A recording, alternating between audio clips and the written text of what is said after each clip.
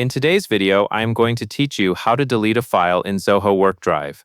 We are going to do this directly from your Workdrive dashboard, right where you normally browse and manage your files. The key thing to understand is that deleting a file in Workdrive is usually a two-part action.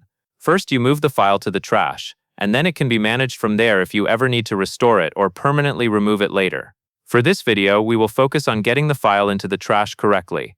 Start by locating the file you want to delete in your dashboard. When you find it, move your mouse pointer over that file. As you hover, Workdrive reveals additional options for that item. This is helpful because it keeps the screen clean until you actually need to take action on a file. While you are still hovering over the file, look for the 3 vertical dots that appear.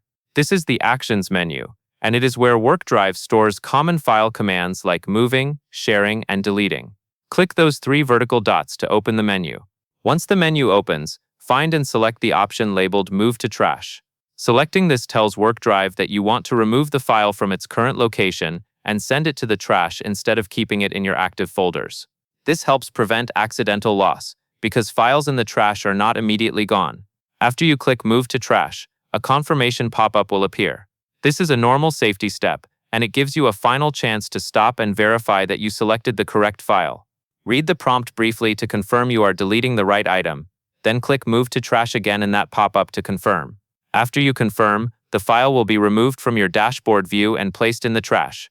If you do not see the file anymore, that is expected.